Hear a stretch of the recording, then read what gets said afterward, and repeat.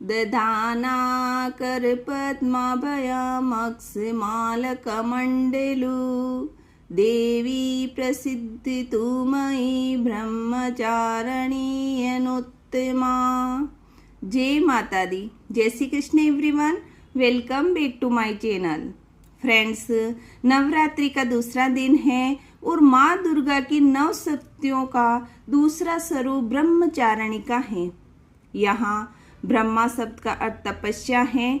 ब्रह्मचारिणी अर्थात तप की चारिणी, तप का आचरण करने वाली। कहा भी है वेदस्त्वम तपो ब्रह्मा, वेद तत्व और तप ब्रह्मा शब्द के अर्थ हैं।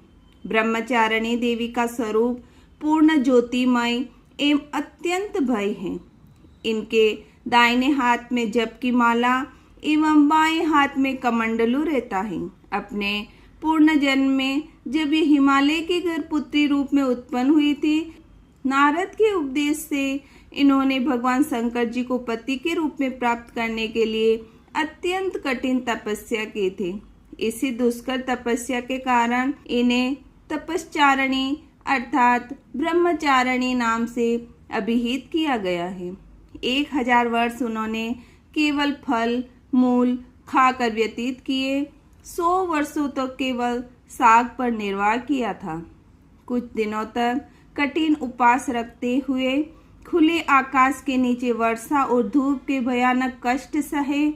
इस कठिन तपस्या के पश्चात 3000 वर्षों तक केवल जमीन पर टूटकर गिरे हुए बेल पत्रों को खाकर अहर्निश भगवान शंकर की आराधना करती रही।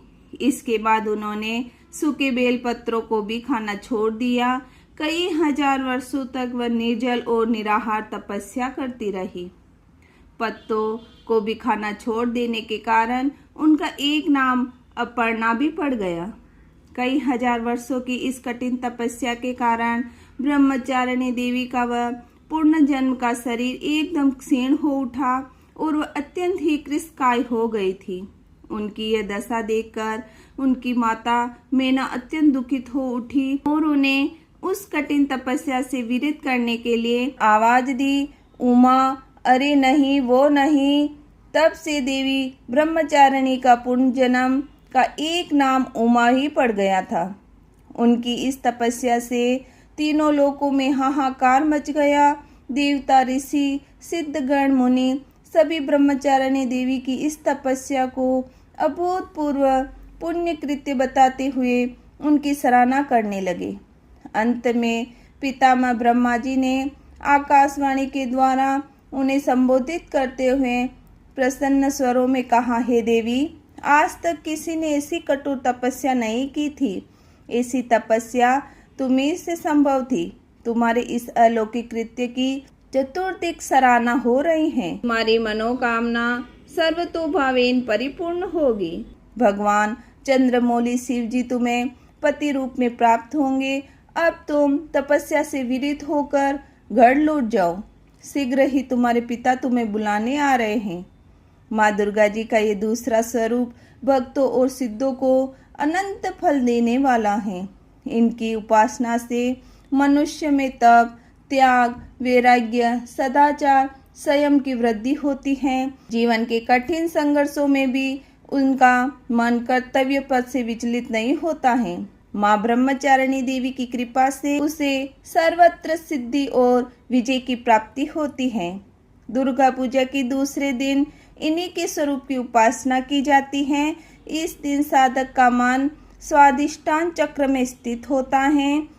इस चक्र में अव्यवस्थित मन वाला योगी उनकी कृपा और भक्ति प्राप्त करता है। फ्रेंड्स, नवरात्रि के दूसरे दिन की ये कथा है, आप जरूर सुने। और ब्रह्मचारिणी की ये कथा आपको अच्छी लगी हो तो वीडियो को लाइक करें और चैनल को सब्सक्राइब करें और वीडियो को प्लीज शेयर करें, जो नवरात्रि के इन दिनों में सभी आनंद ले सके और सभी की मनोकामना पूर्ण हो। तीसरे नवरात्रि पर चंद्रघंटा की कथा सुनेंगे। आप सभी पर माता रानी की कृपा बनी रहे। जय माता दी।